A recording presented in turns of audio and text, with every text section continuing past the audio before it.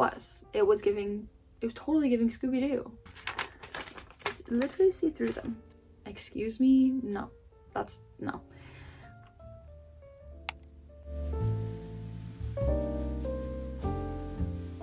Welcome back, everybody. Today we are going to be doing the mid-year freak out book tag. So I thought firstly we could go over some stats so far this year, and I am filming this on June 21st. I have read 32 books and 3 short stories that weren't part of like collections. Top genre, no surprise, is fantasy at 14 books, and then we have contemporary second, actually, which is a little bit surprising to me, with 9 books, and then literary with 8, romance with 7, classics with 6, and young adult with 5. And then we've got like short stories, historical, middle grade, thriller, science fiction, horror, all of that stuff is all 4 or below. I haven't really tracked what I have read as an audiobook, what has been on my Kindle, and what has been read physically, because I kind of do jump back and forth for almost all of my books. My most read authors so far are Sarah J. Maas with 3 books, because I read the Crescent City series, what's out so far, earlier this year. And then we have Heather Fawcett and C.S. Lewis, both with 2 books. I really haven't been reading a lot of repeat authors this year. My average rating is 3.61, with my most popular rating being 4 stars, which really is not a surprise to me. If I really enjoy a book, but there's just like a couple problems with it, or I didn't really find any problems with it, but I just didn't absolutely love it or become obsessed with it, and then I'm usually just defaulting to a 4 star. 9% of my books have been over 500 pages. 49% have been under 300, and 43% have been between 300 and 499. So that is honestly a lot different than it was last year this time. I was reading a lot longer books last year. For some reason this year I have acquired a big book fear. I really tend to gravitate towards shorter books, and I tend to look at bigger books and think, I'll do that another time. It's very interesting. And 97% fiction, 3% nonfiction. My top moods, I'm doing this all on Storygraph of all the stats that you get on here. Honestly, really the only reason that I use Storygraph. But my top moods are emotional, adventurous, and dark. The first question is, what is the best book that you have read so far this year? Now, I have had, I believe, 3 5 stars so far this year, but there's only one book that I have considered putting on my like all-time favorites list, and that really I think will stand the test of time. Alone with You in the Ether by Olivie Blake. This is sort of like literary romance type of vibe. Our main character is struggling with bipolar disorder, and she is in a relationship that she's not really that happy in. She's more in it for convenience than anything, until she meets this guy who sparks something in her, and yeah, the story kind of goes from there. I would say that this book definitely isn't for everyone. It's either for you and you're going to really connect to our main characters in the story and the writing, or you're going to really not. The way that she writes, and the way she writes especially in this book, this is my second Olivie Blake, is really sort of experimental. Like, she starts off with like a bunch of different narrators kind of chiming in. It starts off with a hypothesis as the sort of prologue. But yeah, a lot of it is sort of stream of consciousness. It's really a hard book to describe because I really don't think that there's anything else like it out there. If you are a Guilty as Sin girl from the new Taylor album, then I definitely think you should give this a try, because I find this to be so Guilty as Sin coded.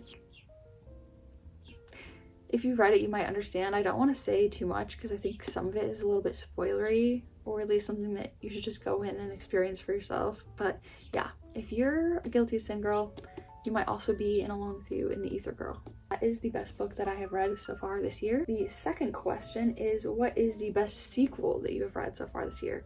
And I don't have a physical copy of this one, but it is Emily Wilde's Map of the Otherlands, the sequel to Emily Wilde's Encyclopaedia of Faeries, which I also read this year and absolutely adored.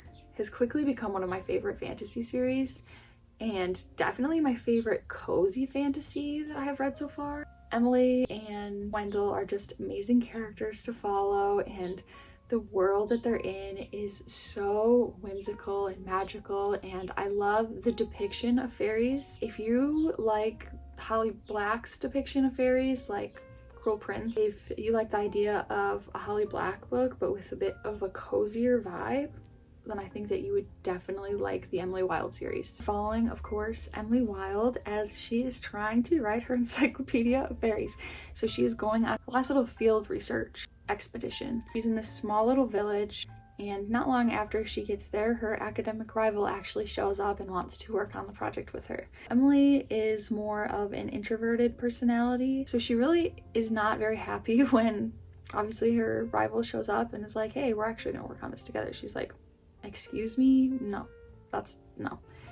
But of course, they have a really fun, like, bantery friendship that develops into a little bit something more. I definitely wouldn't go into this series for the romance. It's definitely a like subplot, and the like magical world and the exploration of fairies definitely takes the front seat. Yeah, this is just such a wonderful series. And the third question is, what is a new release you want to read but haven't gotten to yet? Now, I wrote down 4 different books, so I'm not really going to talk about each one of them that much, but I did want to go over them real quick. The first one I want to get to is Bride by Ali Hazelwood. I very recently picked this up, and I read my first Ali Hazelwood a couple months ago, but after I read that, I was like, I really need to check out some more Ali Hazelwood, and this one obviously is just so intriguing, and I think that this cover is just so cool. I love these colors. I think it'll look really cool.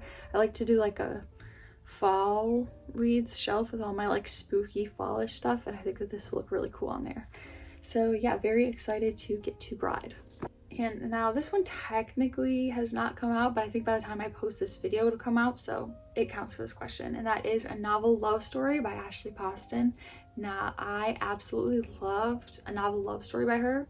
I've not yet read anything else, but I consider that to be like one of my favorite books of all time. Definitely my favorite romance. I just love a time travel element, especially when it involves romance. And one of my favorite, every time I start talking about the 7-Year Slip, I start just go off on a tangent. So yes, I really enjoyed the 7-Year Slip, and so really excited to get to another book by her. I'm really gonna be buying that on the 25th when it comes out.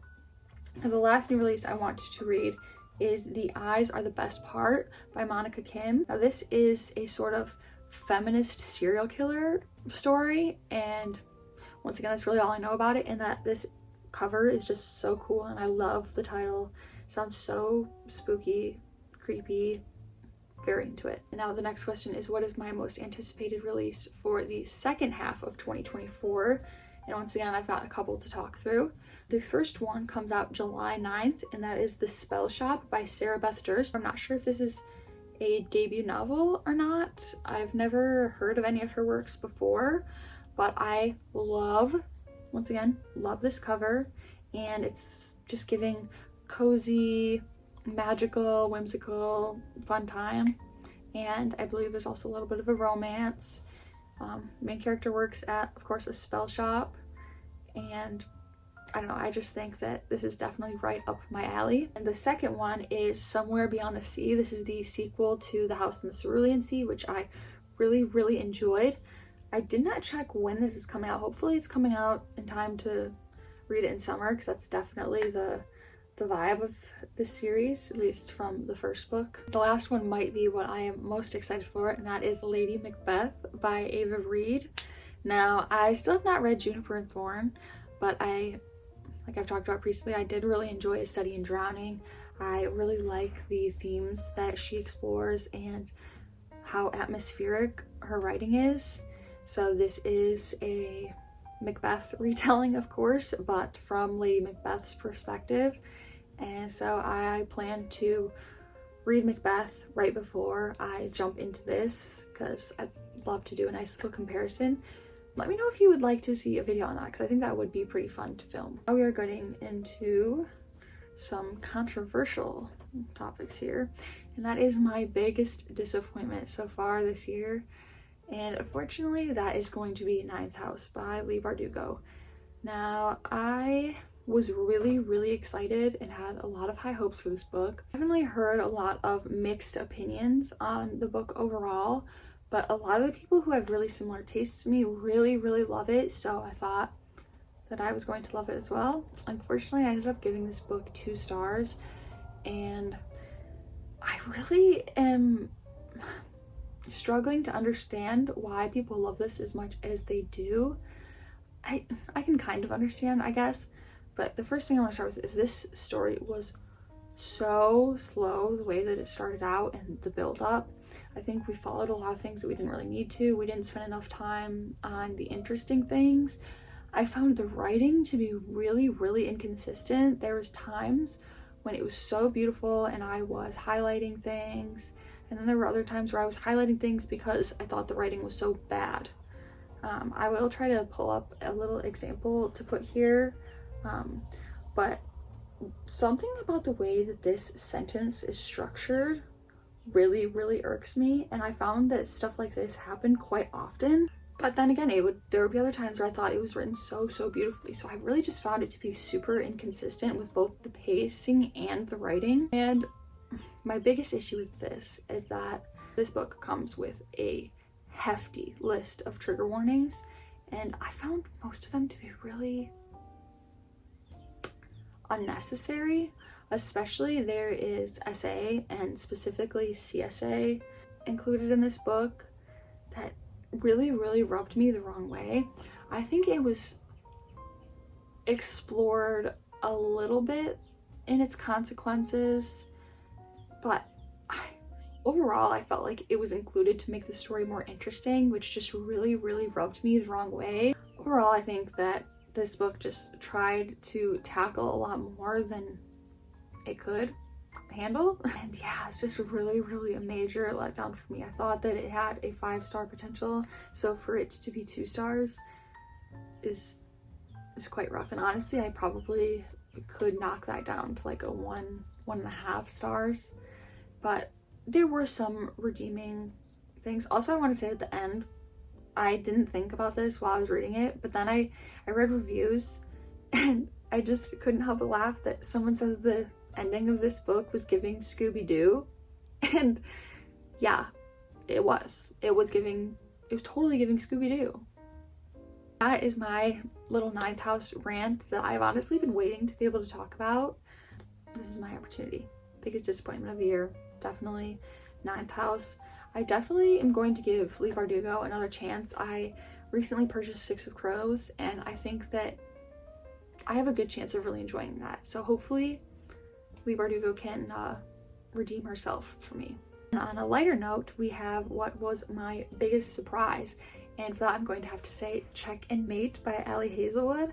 Now, I really do enjoy a romance. I don't read them very often, but I don't rate them very low. I don't rate them like super high. I think the only romance book I've given 5 stars is The 7-Year Slip. But overall, I tend to enjoy them as a nice palate cleanser. And I've heard a lot of mixed things about Ali Hazelwood. I wasn't sure if the cheesiness of her books would get me, and I will say this definitely like was corny in a lot of ways, and some of the things that were said, like banana pants.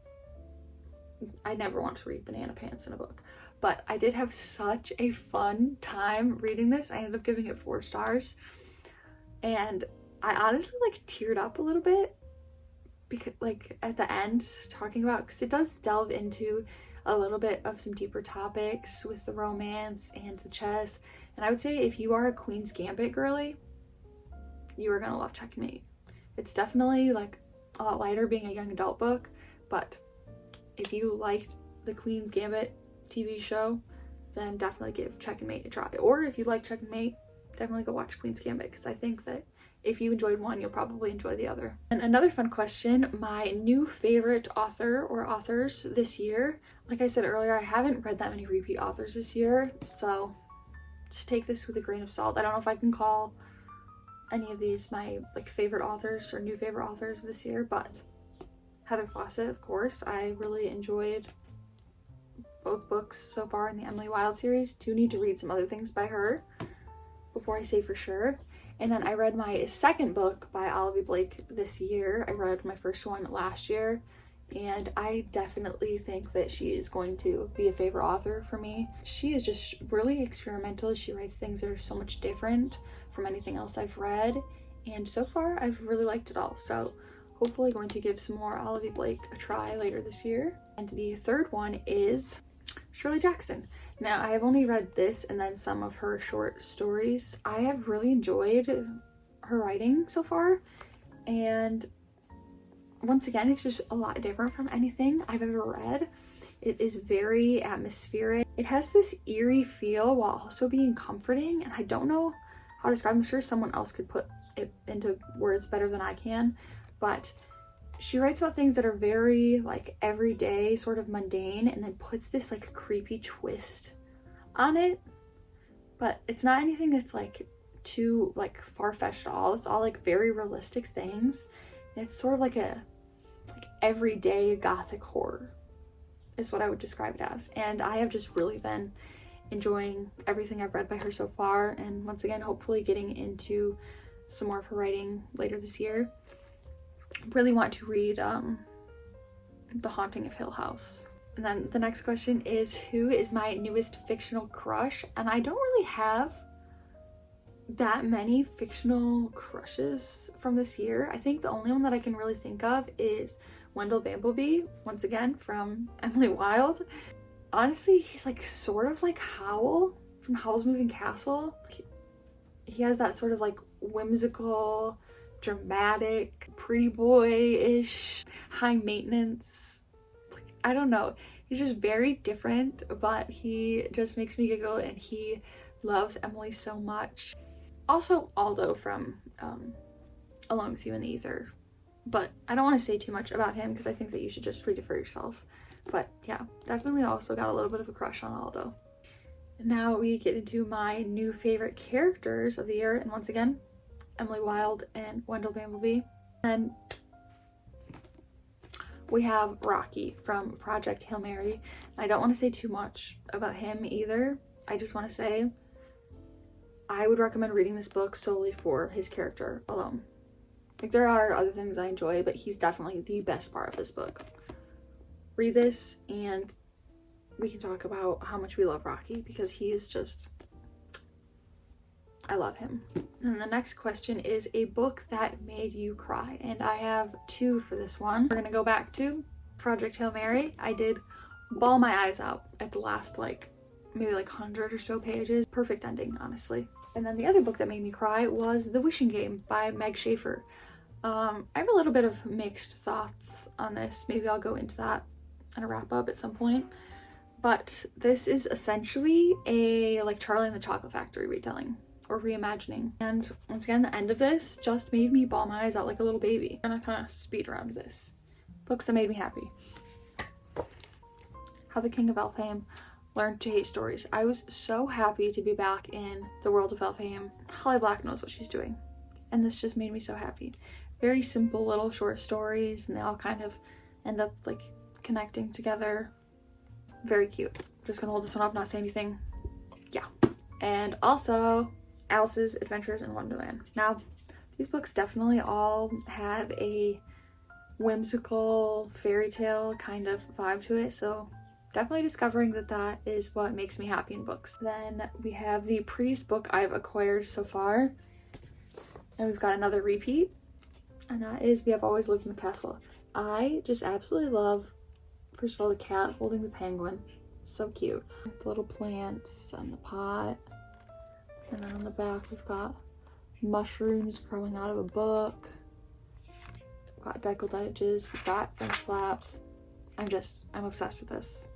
And I want to collect all these Penguin Orange editions, even though I'm really not that interested in reading all of them. I think there's a couple of them that I am, so definitely going to collect those. The last question is, what do I need to read by the end of the year? And I've got three. We've got Magnolia Parks. I have owned this since the beginning of last summer. Still really intrigued by this. Don't know why I'm putting it off, but definitely need to get to this. Maybe in the fall, because I usually do a Gossip Girl rewatch around fall time, so I've heard that this is like Gossip Girl. maybe it'll be good to read around the same time that I would watch Gossip Girl. I don't know. And we also have The Secret History. I've just been putting this off pretty much since I bought it. A lot of mixed reviews on this one. Some people love it, some people hate it. Really interested to see where I fall. But really tiny font and pretty long. These pages are literally Bible thin. I can literally see through them. So also probably going to read that in the fall. And then we've got Ruthless Vows. Another one that I've been putting off because I have just heard such mixed reviews. Some people actually like this better than Divine Rivals, but that is very few people I have seen.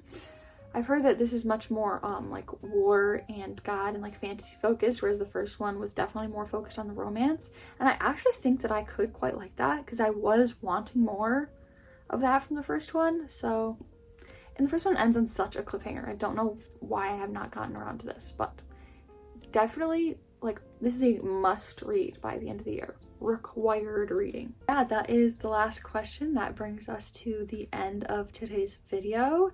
I really hoped you enjoyed wrapping up my first half of the reading year, and I would love for you guys to answer any of these questions down below. Would be very, very interested to see what you have felt about your reading so far, or even some of your pretty book purchases. Although I will be kind of sad to not actually be able to see them. If only we could put pictures in the comments, but you could always send them to me over on my Instagram, which is always linked down below. So yeah, as well as my Goodreads, if you want to like keep up with every book that I've read so far this year. Maybe I'll actually do a little scroll through of all of the 33 books that I have read so far this year.